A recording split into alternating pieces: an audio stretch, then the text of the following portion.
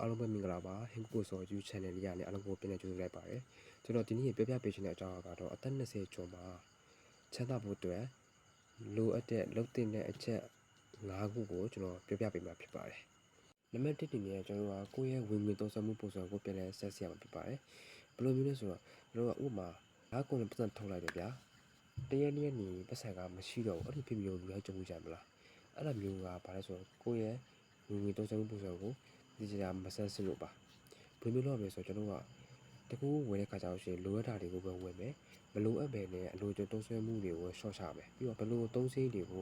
ုရှော့ချမလဲဆိုတာကိုကျွန်တော်တို့ကကြိုတင်သိချာသိရှိတာဖို့လိုအပ်ပါတယ်အဲ့လိုရှိရမယ်ကျွန်တော်တို့ရဲ့ငွေကြီးတွေကပုံပုံတည်ငြိမ်လာမယ်ပြီးတော့ကျွန်တော်တို့ညာကျွန်တော်တို့ကတကူကိုဖြစ်လာကြလို့ရှိရင်လည်းအလွယ်တကူအတော့ပြုနိုင်ပါတယ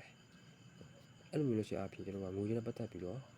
စိတ်ဖြစ်စီမှုတွေရော့နေပြီးတော့အနာဂတ်အတွက်လည်းကောင်းမွန်တဲ့အကျိုးကျေးဇူးတွေရရှိစေမှာဖြစ်ပါတယ်။နံပါတ်2အနေနဲ့ကျွန်တော်ကတလောက်ကိုအနည်းဆုံးစောက်တော့ဖတ်ပါမယ်။အဲလိုဆိုတော့ကျွန်တော်ကစာဖတ်ခြင်းအပြင်ပြန်ရဲ့အတစ်တွေကိုသင်ယူနိုင်ပြီးတော့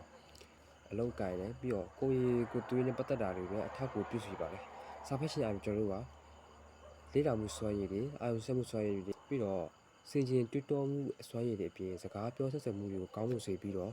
့စိတ်ဖြစ်စီမှုတွေရောစေနေပါတယ်။ဒါကြောင့်မို့ကျွန်တော်ကစာဖတ်ခြင်းရတယ်ချမ်းသာဖို့အတွက်လုပ်တဲ့အလေးချိန်ကောင်းတစ်ခုဖြစ်ပါတယ်။ဒါကြောင့်မို့ကျွန်တော်ကအနည်းဆုံးတစ်လကိုစောက်တော့ဖတ်ပြီးတင်ပါတယ်။ကျွန်တော်ဆိုရင်လည်းထိုင်းပါနေတော့ပတ်စံထုတ်တဲ့ခါကျတော့ရှင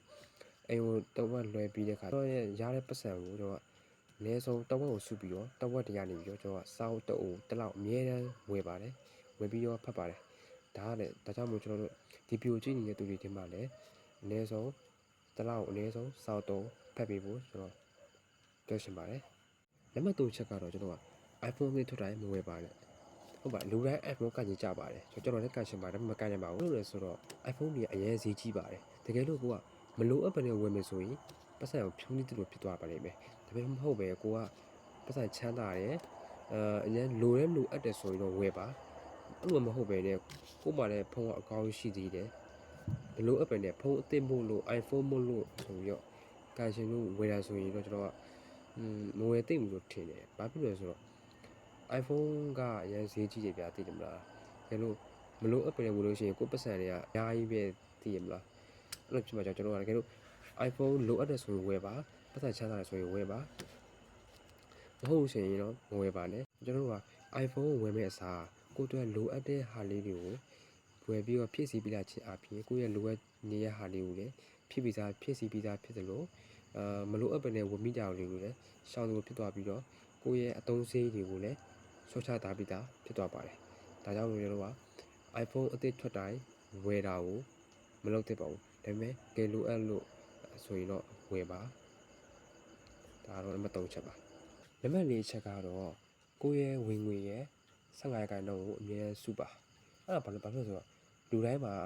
ရည်မှန်းချက်တွေအိမ်မက်တွေဆိုတာရှိပါတယ်ကျွန်တော်ဆိုရင်ကျွန်တော်အခုလက်ရှိထိုင်းမှာအလုပ်လုပ်နေရပါတော့ဒါပေမဲ့ကျွန်တော်ကတစ်သက်လုံးထိုင်းမှာအလုပ်လုပ်ပါမယ်ဆိုပြီးတော့မတွေးပါဘူးအဲ့ကြောင့်ကျွန်တော်အမြဲစုပါတယ်တကယ်လို့များကိုကတခုဖြစ်ခဲ့လို့ရှိရင်ဟိုမှာအလုပ်ချက်ချင်းအလုပ်ပြစ်သွားတာတို့ဒီမှာဖြစ်တာဆိုရင်လည်းကိုကတုံးဆွဲဖို့အတွက်ငွေရစုတာပြီးသားအသိရှိတယ်ရွှေရှင်ရကိုကဟိုပိုင်းစီးပွားရေးတွေပြန်လုပ်လို့ရတယ်အဲ့အတွက်ကျွန်တော်တို့ကငွေကိုအစစ်အသေးစုထားဖို့လိုအပ်ပါတယ်အဲကြောင့်ကျွန်တော်ပြောချင်တာကဒီဗီဒီယိုကြည့်နေတဲ့လူငယ်တိုင်းလည်းကိုရနေတဲ့ဝင်ငွေရဲ့15%ကိုအမြဲတမ်းစုတက်တဲ့အကျင့်ကိုလုပ်မိဖို့လိုအပ်ပါတယ်ဒါကလည်းချမ်းသာဖို့အတွက်အရေးကြီးတဲ့အလေးချင်းကောင်းတစ်ခုဖြစ်ပါတယ်နံပါတ်5ချက်ကတော့ဆော့ဈေးချတယ်မဝေပါနဲ့လူတိုင်းကဆော့ဈေးဆိုတာနဲ့ဝယ်ချင်ကြတယ်ဗျဒါပေမဲ့တကယ်အသုံးမဝင်တဲ့ပစ္စည်းဆိုရင်အိမ်မှာပုံနေပါမယ်တဲ့လို့လားကျွန်တော်က short ဈေးဆိုမြေစာကိုမြင်တာနဲ့မစင်စားတော့တကယ်လိုအပ်လားမလိုအပ်တာတော့မစင်စားတော့ဝယ်လိုက်တယ်ဒါပေမဲ့ပြန်စင်အိမ်ရောက်တဲ့ခါကျတော့ရှင်အဲ့ပစ္စည်းကလိုအပ်လားဆိုတော့မလိုအပ်ဘူးအဲကြောင့်ကျွန်တော်ကတခု short ဈေးကိုမြင်လို့ရှိရင်အရင်ဆုံးစဉ်းစားပါကိုယ်လိုအပ်လားမလိုအပ်လားလိုအပ်လို့ရှိရင်ဝယ်ပါမလိုအပ်လို့ရှိရင်တော့တကယ်တည်းမသုံးဘဲနဲ့ပတ်စံကိုဖြုံးသလိုဖြစ်နေပါကျွန်တော်ဆိုရင်ဈေးကိုမတုံးတယ်မသွားပါဘူးဘာလို့လဲတောင်းရှင်ကုန်နေပြသိလားဘာလို့ဆိုတော့ဟိုဟာမြင်လဲလိုချင်တယ်ဒီဟာမြင်လဲလိုချင်တယ်ကျွန်တော်ဈေးသွားရှင်ဈေးမှာအင်ကြီးတွေပါကျွန်တော်တွေးချင်လိုချင်တယ်ပြသိလားဘာကဲပြန်လိုအပ်လားမလိုအပ်လားဆိုတော့ကျွန်တော်ကမစင်စားတော့ ရှိတာမရှိတာဆိုကျွန်တော်မတွေးတော့ဘူးလိုချင်တာပဲများနေတယ်အဲကျွန်တော်ဝယ်မိသွားရောဒါကြောင့်မို့ကျွန်တော်တို့က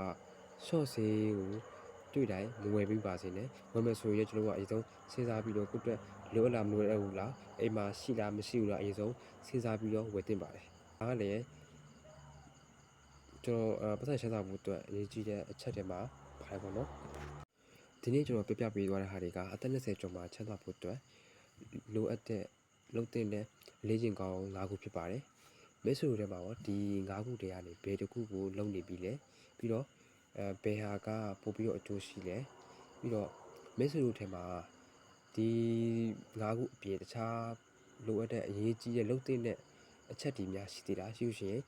ပြောပြသေးလို့ရပါတယ်ပြီးရှင်ဒီဗီဒီယိုကြည့်တဲ့လို့ရှိရင်လည်း like and subscribe လေးလုပ်ခဲ့ပေးပါ